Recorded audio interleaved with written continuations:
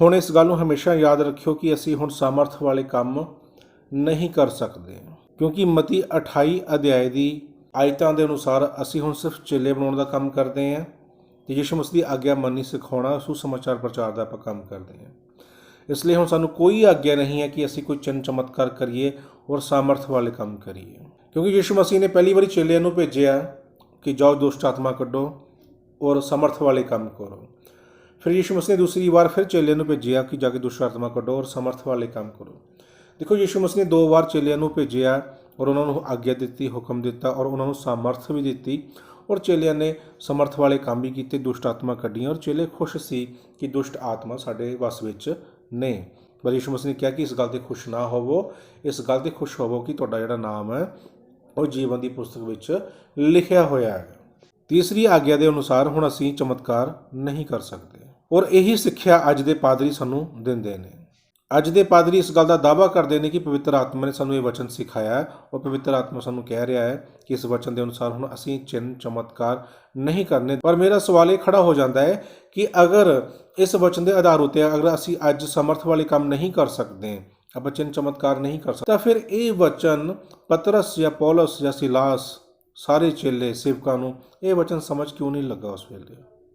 ਸਭ ਤੋਂ ਪਹਿਲਾਂ ਇਸ ਵਚਨ ਦੀ ਸਮਝ ਤਾਂ ਪਤਰਸ ਨੂੰ ਹੋਣੀ ਚਾਹੀਦੀ ਸੀ, ਉਸ ਤੋਂ ਬਾਅਦ ਇਸ ਵਚਨ ਦੀ ਸਮਝ ਪੌਲਸ ਨੂੰ ਹੋਣੀ ਚਾਹੀਦੀ ਸੀ, ਉਸ ਤੋਂ ਬਾਅਦ ਇਹ ਸਮਝ ਸਿਲਾਸ ਨੂੰ ਹੋਣੀ ਚਾਹੀਦੀ ਸੀ। ਇਸ ਵਚਨ ਦੀ ਸਮਝ ਉਹ ਕਿਉਂ ਨਹੀਂ ਇਸ ਵਚਨ ਨੂੰ ਸਮਝੇ? ਪਵਿੱਤਰ ਆਤਮਾ ਨੇ ਉਹਨਾਂ ਨੂੰ ਇਹ ਵਚਨ ਕਿਉਂ ਨਹੀਂ ਸਮਝਾਇਆ ਕਿ ਹੁਣ ਸਮਰਥ ਵਾਲੇ ਕੰਮ ਬੰਦ ਕਰ ਦਿਓ, ਹੁਣ ਸਮਰਥ ਵਾਲੇ ਕੰਮ ਨਹੀਂ ਕਰਨੇ ਹੈ, ਸਿਰਫ ਪ੍ਰਭੂ ਨੇ ਚੇਲੇ ਬਣਾਉਣ ਦਾ ਹੁਕਮ ਦਿੱਤਾ ਹੈ ਔਰ ਚੇਲੇ ਬਣਾਓ ਬਸ। ਕਿਉਂਕਿ ਯਿਸੂ ਮਸੀਹ ਦੀ ਜੋ ਆਗਿਆ, ਜੋ ਹੁਕਮ ਹੈ ਉਹ ਸਭਨਾਂ ਦੇ ਲਈ ਅਲੱਗ-ਅਲੱਗ ਨਹੀਂ ਹੈ, ਸਾਰਿਆਂ ਦੇ ਲਈ ਇੱਕੋ ਹੀ ਆਗਿਆ ਹੈ, ਇੱਕੋ ਹੀ ਹੁਕਮ ਹੈ, ਇੱਕੋ ਹੀ ਪਵਿੱਤਰ ਆਤਮਾ ਹੈ। ਤੋ ਉਹਨਾਂ ਚੇਲਿਆਂ ਨੇ ਉਸ ਪਵਿੱਤਰ ਆਤਮਾ ਦਾ ਕਹਿਣਾ ਕਿਉਂ ਨਹੀਂ ਮੰਨਿਆ ਉਸ ਵੇਲੇ ਕਿ ਸਾਨੂੰ ਸਿਰਫ ਚੇਲੇ ਬਣਾਉਣ ਦਾ ਹੁਕਮ ਹੈ? ਫਿਰ ਉਹਨਾਂ ਨੇ ਕਿਉਂ ਚਿੰਨ੍ਹ ਚਮਤਕਾਰ ਕੀਤੇ? ਉਹਨਾਂ ਨੇ ਲੰਗੜਾ ਕਿਉਂ ਚੰਗਾ ਕੀਤਾ ਮੰਦਿਰ ਦੇ ਵਿੱਚ? ਕਿਉਂ ਪਤਰਸ ਨੇ ਇੱਕ ਮੁਰਦਾ ਔਰਤ ਨੂੰ ਜ਼ਿੰਦਾ ਕੀਤਾ? ਕਿਉਂ ਪੌਲਸ ਨੇ ਇੱਕ ਮਰ ਰਹੇ ਵਿਅਕਤੀ ਨੂੰ ਜ਼ਿੰਦਾ ਕੀਤਾ, ਠੀਕ ਕੀਤਾ, ਚੰਗਾ ਕੀਤਾ?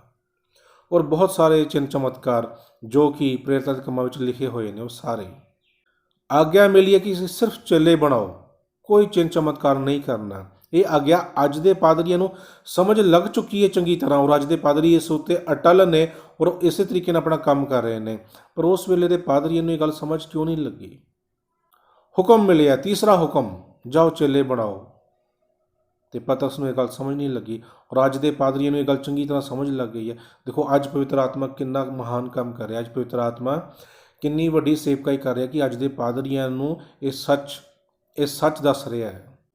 ਅੱਜ ਦੇ ਪਾਦਰੀਆਂ ਨੂੰ ਇਹ ਗਹਿਰੇ ਭੇਤ ਦੱਸ ਰਿਹਾ ਪਵਿੱਤਰ ਆਤਮਾ ਔਰ ਉਸ ਵਕਤ ਦੇ ਪਾਦਰੀ ਉਹ ਬੇਈਮਾਨ ਪਾਦਰੀ ਹੈ, ਉਹਨਾਂ ਦੇ ਕੋਲ ਹੋਇਆ ਕੁਛ ਨਹੀਂ, ਉਹ ਚਿੰਨ੍ਹ ਔਰ ਚਮਤਕਾਰ ਹੀ ਕਰਦੇ ਰਹਿ ਗਏ। ਕਿਉਂਕਿ ਇੱਕ ਹੀ ਹੁਕਮ ਮਿਲਿਆ ਕਿ ਜਾਓ ਚੇਲੇ ਬਣਾਓ ਔਰ ਮੇਰੀ ਆਗਿਆ ਮੰਨਣੀ ਸਿਖਾਓ। ਇਹ ਹੁਕਮ ਪਤਰਸ ਲਈ, ਪੌਲਸ ਲਈ, ਸਿਲਾਸ ਲਈ ਔਰ ਸਾਡੇ ਵਰਗੇ ਬੇਈਮਾਨਾਂ ਦੇ ਲਈ ਵੀ ਹੈ। ਪਰ ਉਹਨਾਂ ਨੇ ਕੁਛ ਹੋਰ ਕੰਮ ਕੀਤੇ, ਅਸੀਂ ਕੁਛ ਹੋਰ ਕੰਮ ਕਰਦੇ ਪਏ।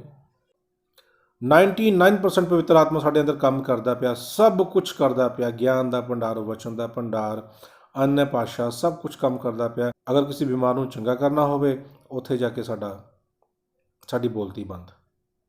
ਉਸ ਵਕਤ ਮਤੀ 28 ਅਧਿਆਏ ਦੀ ਸਾਨੂੰ ਆਇਤ ਚਿੱਤੇ ਆ ਜਾਂਦੀ ਹੈ ਕਿ ਸਿਰਫ ਸਾਨੂੰ ਚੇਲੇ ਬਣਾਉਣ ਨੂੰ ਕਿਹਾ ਹੋਇਆ ਹੈ, ਚੰਗਾ ਕਰਨ ਦੇ ਲਈ ਨਹੀਂ ਕਿਹਾ ਹੋਇਆ। ਅਤੇ ਉਸ ਵਕਤ ਦੇ ਚੇਲੇ, ਉਹਨਾਂ ਨੂੰ ਇਹ ਗੱਲ ਸਮਝ ਹੀ ਨਹੀਂ ਲੱਗੀ, ਉਹ ਐਵੇਂ ਚਿੰਨ੍ਹ ਚਮਤਕਾਰ ਕਰਦੇ ਰਹਿ ਗਏ ਉਹ। ਇਸ ਲਈ ਬਾਈਬਲ ਵਿੱਚ ਜੋ ਗੱਲ ਲਿਖੀ ਹੋਈ ਹੈ ਨਾ ਕਿ ਮੇਰੇ ਨਾਮ 'ਤੇ ਤੁਸੀਂ ਵੱਡੇ ਵੱਡੇ ਕੰਮ ਕੀਤੇ, ਦੂਰ ਹੋ ਜਾਓ ਮੇਰੇ ਕੋਲੋਂ, ਜਦੋਂ ਪ੍ਰਭੂ ਯਿਸੂ ਮਸੀਹ ਨੇ ਗੱਲ ਕਹੀ ਹੈ, ਇਹ ਗੱਲ ਤਾਂ ਸਭ ਤੋਂ ਪਹਿਲਾਂ ਫਿਰ ਪਤਰਸ ਔਰ ਪੌਲਸ ਉੱਤੇ ਲਾਗੂ ਹੁੰਦੀ ਹੈ, ਕਿਉਂਕਿ ਉਹਨਾਂ ਨੇ ਬਹੁਤ ਚਿੰਨ੍ਹ ਚਮਤਕਾਰ ਕੀਤੇ ਹੈ। ਤਾਂ ਕੀ ਯਿਸੂ ਮਸੀਹ ਨੂੰ ਕਹੇਗਾ ਕਿ ਪਤਰਸ ਦੂਰ ਹੋ ਜਾ ਮੇਰੇ ਤੋਂ, ਪੌਲਸ ਦੂਰ ਹੋ ਜਾ ਮੇਰੇ ਤੋਂ, ਕਿ ਤੁਸੀਂ ਬਹੁਤ ਵੱਡੇ ਵੱਡੇ ਚਿੰਨ੍ਹ ਚਮਤਕਾਰ ਕਰਤੇ। ਮੈਂ ਮੁਰਦਾ ਜ਼ਿੰਦਾ ਕੀਤਾ, ਤੁਸੀਂ ਵੀ ਮੁਰਦਾ ਜ਼ਿੰਦਾ ਕਰ ਦਿੱਤਾ, ਤੁਸੀਂ ਮੇਰੇ ਬਰਾਬਰ ਦਾ ਕੰਮ ਕੀਤਾ, ਦੂਰ ਹੋ ਜਾਓ ਮੇਰੇ ਕੋਲੋਂ। ਤਾਂ ਸਭ ਤੋਂ ਪਹਿਲਾਂ ਫਿਰ ਪ੍ਰਭੂ ਯਿਸੂ ਮਸੀਹ ਪਤਰਸ ਔਰ ਪੌਲਸ ਨੂੰ ਕਹੇਗਾ, ਫਿਰ ਸਿਲਾਸ ਨੂੰ ਕਹੇਗਾ, ਇਹਨੂੰ ਲੋਕਾਂ ਨੇ ਪੱਥਰਾਂ ਨਾਲ ਮਾਰ ਦਿੱਤਾ ਸੀ ਕਿਉਂਕਿ ਉਹਨੇ ਵੀ ਬਹੁਤ ਅਦਭੁਤ ਕੰਮ ਕੀਤੇ। ਲਿਖਿਆ ਹੋਇਆ ਹੈ ਕਿ ਉਹ ਸਾਮਰਥ ਵਿੱਚ ਵੱਧਦਾ ਗਿਆ, ਚਿੰਨ੍ਹ ਚਮਤਕਾਰ ਕਰਦਾ ਗਿਆ ਔਰ ਬਹੁਤ ਸਾਰੇ ਲੋਕ ਕਲੀਸਿਆ ਵਿੱਚ ਆ ਗਏ, ਬਹੁਤ ਸਾਰੇ ਜਾਜਕ ਕਲੀਸਿਆ ਵਿੱਚ ਆ ਗਏ। ਸਭ ਤੋਂ ਪਹਿਲਾਂ ਤਾਂ ਫਿਰ ਉਹਨਾਂ ਦਾ ਬੁਰਾ ਹਾਲ ਹੋਏਗਾ ਕਿਉਂਕਿ ਉਹਨਾਂ ਨੇ ਯਿਸੂ ਮਸੀਹ ਦੀ ਆਗਿਆ ਨਹੀਂ ਮੰਨੀ, ਉਹ ਚਿੰਨ੍ਹ ਚਮਤਕਾਰ ਕਰਦੇ ਰਹਿ ਗਏ, ਜਦ ਕਿ ਹੁਕਮ ਸਾਫ਼ ਮਿਲਿਆ ਹੋਇਆ ਕਿ ਨਹੀਂ, ਹੁਣ 2 ਵਾਰੀ ਆਗਿਆ ਦਿੱਤੀ ਚਿੰਨ੍ਹ ਚਮਤਕਾਰ ਕਰਨ ਦੀ, ਹੁਣ ਜਾ ਕੇ ਸਿਰਫ ਚੇਲੇ ਬਣਾਓ। ਤਾਂ ਸਭ ਤੋਂ ਪਹਿਲਾਂ ਤਾਂ ਆਗਿਆ ਉਲੰਘਣਾ ਉਹਨਾਂ ਨੇ ਕੀਤੀ ਹੈ ਔਰ ਅੱਜ ਦੇ ਪਾਦਰੀ ਸੱਚੇ ਨੇ, ਇਮਾਨਦਾਰ ਨੇ, ਉਹ ਪ੍ਰਭੂ ਦੀ ਆਗਿਆ ਨੂੰ ਮੰਨਦੇ ਨੇ ਅਤੇ ਕੋਈ ਚਿੰਨ੍ਹ ਔਰ ਚਮਤਕਾਰ ਨਹੀਂ ਕਰਦੇ ਔਰ ਇਹੀ ਗੱਲ ਉਹ ਆਪਣੀ ਕਲੀਸਿਆ ਨੂੰ ਸਿਖਾਉਂਦੇ ਨੇ।